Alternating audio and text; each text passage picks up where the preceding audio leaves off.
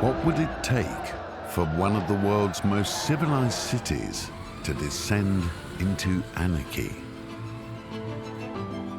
In 2011, rising racial, political, and social tensions boiled over. London riots spread throughout England.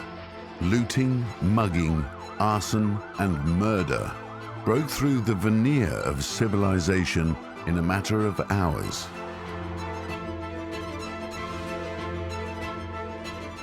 Atheists say that a person's instinctive desire to survive will lead him to look after his neighbor, so that his neighbor will look after him.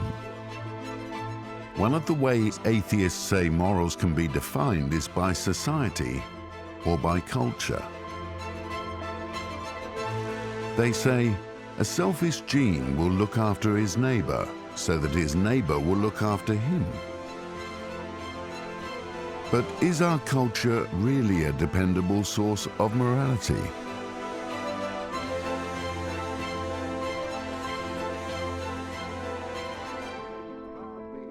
Signs on white women only and water fountains colored only. I'm old enough to remember that.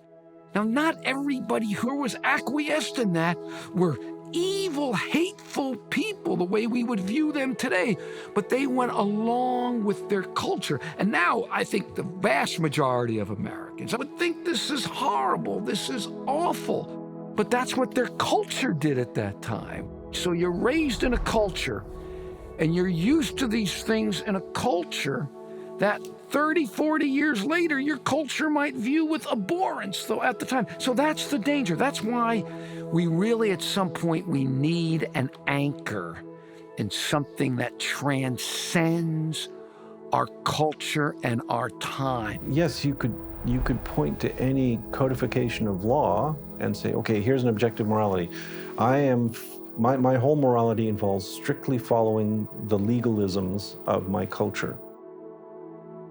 But we know where those legalisms come from. You know, that these are produced by lawyers and politicians and people who work this kind of thing through. They don't indicate the existence of a deity. They indicate the existence of lawyers.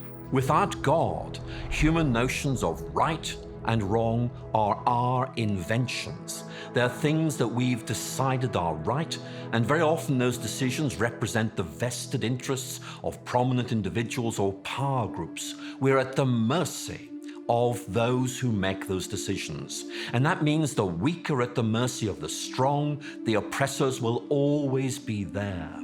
If there is a God, then that God is over and above us.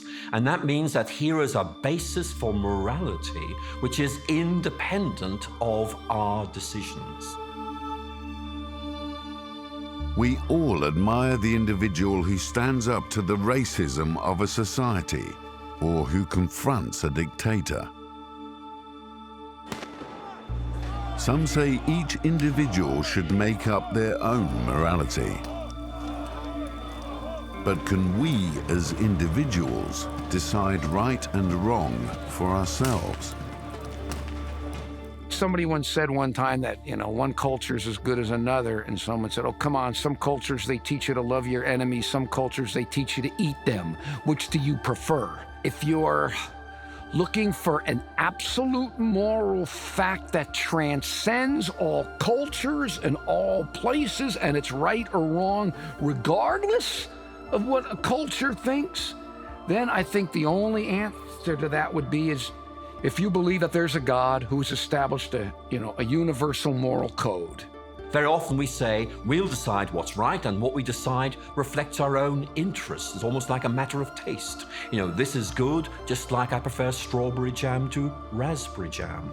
If there is a God, it's not like that. Racism, rape, child abuse. They're so obviously wrong that it's hard to argue they're not moral absolutes. Yet morality is difficult to build on biological evolution, on society, or the individual. So could our moral insights actually be a clue to God's existence? What do you think?